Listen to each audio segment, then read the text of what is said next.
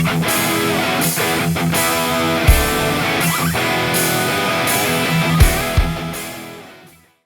And welcome to sports fact. मैं हूं आपके साथ अभिषेक भारद्वाज। लगातार तमाम टीमों की प्लेइंग 11 लेकर तो हम आ रहे हैं, लेकिन आज जो प्लेइंग 11 देंगे, इस वीडियो में जिस प्लेइंग 11 का जिक्र करेंगे, जिस टीम को लेकर हम आपके प्लेइंग 11 को जिक्र करेंगे, आपको टेलीविजन स्क्रीन पर दिखाई दे रहा है। जी हां, राजस्थान रॉयल्स बहुत ही शानदार, जिस तरीके से 12 और 13 तारीख को बेंगलुरु में जिस तरीके से आईपीएल के मेगा ऑक्शन 2022 का जिस तरीके से आयोजन हुआ था, उसमें बहुत ही गुपचुप तरीके से जिस स्ट्रेटजी के साथ राजस्थान रॉयल्स की टीम ने बिडिंग लगाई, जिसका अंदेशा मुझे लगता है कि आरआर के अलावा बाकी जो 9 फ्रेंचाइजियां हैं उनको भी नहीं थी, क्योंकि जिस शानदार खिलाड़ियों को अपने टीम के खेमे में अपने हिस्से में लेने में सफलता पाई है राजस्थान रॉयल्स ने, क्योंकि लगातार कयास यही लगाए जा रहे थे कि क्या, क्योंकि आरआर का अब तक का इतिहास जो रहा है वो युवा खिलाड़ियों को लेकर उनको निखारने का काम करती थी। लेकिन इस बीच आज जो प्लेइंग 11 हम आपको बताने जा रहे हैं, उस प्लेइंग 11 में आप देख सकते हैं, सबसे पहले शुरुआत करेंगे हम आरआर के ओपनर से।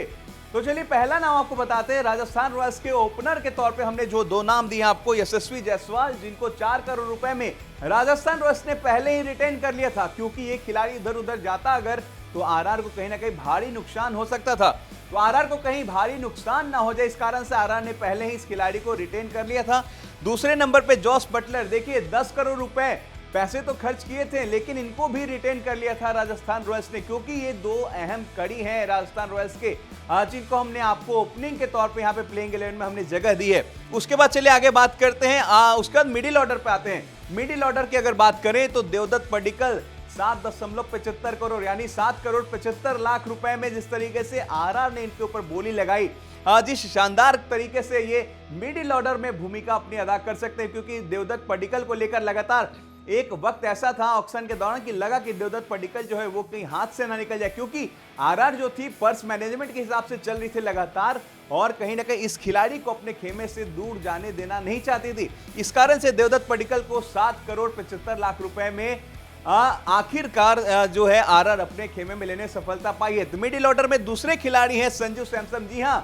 बहुत ही अहम कड़ी, आरआर की कप्तानी जिनके कंधे पर है, और वो भी मिडिल ऑर्डर में बहुत ही शानदार बल्लेबाज, जिस तरीके से बैकफुट पर आके जो शॉट खेलते हैं, उस कारण से खासकर ये फैंस के बीच में जो इनका नाम है बहुत ही ज्यादा शुमार है, और इस कारण से लगातार संजू को लेकर हमने भी जितनी खबर की है, आप बहुत ज्यादा प्यार देते उसको, और उनको आरआर ने 14 करोड़ रुपए में जो रिटेन किया था, बहुत ही सही साबित होगा ये आने वाले आईपीएल सीजन के लिए। और संजू को जिस तरीके से भारतीय खेमे में भी मौका मिला लगातार, इसलिए हम ये जिक्र कर रहे हैं क्योंकि उनको जिस ओहदे के बल्लेबाज हैं, इनके जिस तरीके की परफॉर्मेंस रही है, अब इनको टी20 विश्व कप में भी कहीं ना कहीं कप्तान रोहित देख रहे थे, और उन्होंने चर्चा भी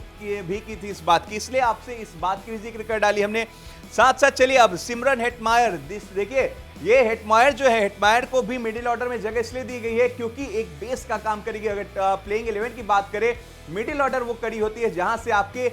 टीम का जो स्कोर बोर्ड है वो एक अच्छा दिखने का जो है लगातार संकेत मिलता है। तो देखिए सिमरन हेटमायर के को जिस तरीके से 8.5 करोड़ की बड़ी भारी भरकम बोली कह सकते हैं जो लगी थी, ये कहीं ना कहीं ये भी खिलाड़ी बहुत ही शानदार दिखेंगे। अब चलिए चलते हैं ऑलराउंडर की भूमिका, जो कि किसी भी टीम के लिहाज से अगर देखी जाए तो बहुत ही अहम हो जाती है, क्योंकि ऑलराउंडर जो है वो उनके ऊपर जिम्मेदारी रहती है कि गेंद से भी अपना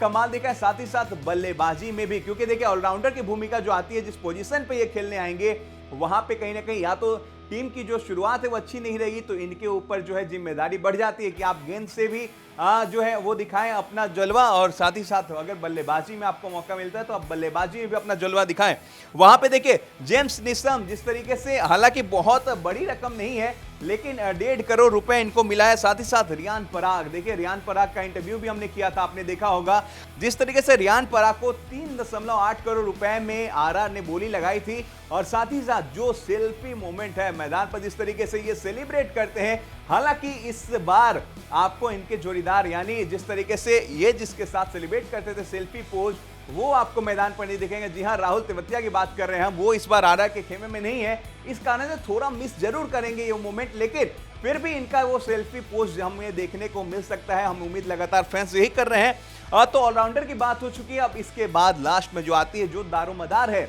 जो जीत का सेहरा है, जो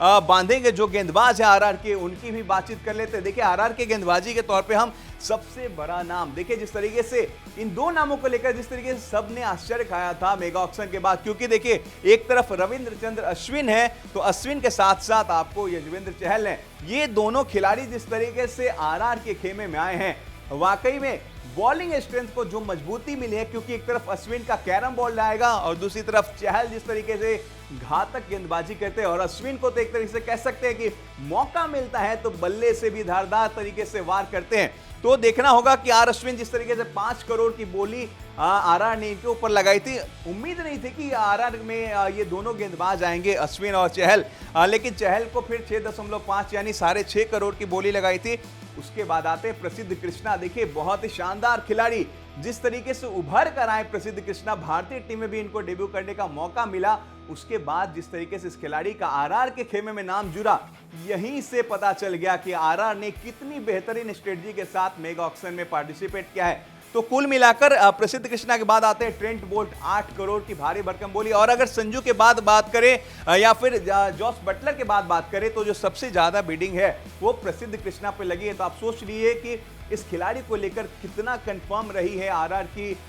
टीम मैनेजमेंट जो है, क्योंकि इतनी दूर तक बोली जाना मेगा ऑक्शन के दौरान, जबकि आपके पर्स में ही बजट कम थी, उसी में आपको टीम फॉर्म करना था। उस लिहाज से अगर देखें तो प्रसिद्ध कृष्णा जो है उनसे उम्मीद भी बहुत ज्यादा रहेगी आरआर की मैनेजमेंट को, आरआर की टीम को। और ट्रेंट बोल्ट 8 करोड़ रुपए के साथ जो है उनको बोली लगाई राजस्थान रॉयल्स ने। तो ये है वो शानदार प्लेइंग 11 कह सकते हैं जो आरआर को जो ट्रॉफी की हकदार इस बार मानी जा रही है। जिस तरीके से मेगा ऑक्शन में तमाम खिलाड़ियों के ऊपर बोली लगाई है, जो स्ट्रेटजी थी जिसका किसी को भी भनक नहीं था, आईपीएल के किसी फ्रेंचाइजी को इसकी भनक नहीं थी, वो काम राजस्थान रॉयल्स के ये प्लेइंग 11 करेंगे इस बार। तो देखना होगा कि इस प्लेइंग 11 जो हमने आपको बताया है, इस प्लेइंग 11 के साथ आरआर का सफर जो है आईपीएल 2022 में कहां तक जाकर थमती है। क्या आरआर इस बार ट्रॉफी अपने नाम कर पाएगी, या फिर आरआर के अलावा किसी और टीम को मौका मिलेगा इस बार आईपीएल के ट्रॉफी को उठाने का। तो आपको वीडियो कैसे लगी, आपको ये प्लेइंग 11 कैसा लगा, आपको इस प्लेइंग 11 को लेकर आपको अगर कुछ कहना है तो आप प्लीज कमेंट बॉक्स में जरूर बताइएगा, और साथ ही साथ चैनल को सब्सक्राइब जरूर कर लीजिएगा और नोटिफिकेशन के लिए बेल आइकन को भी प्रेस करें।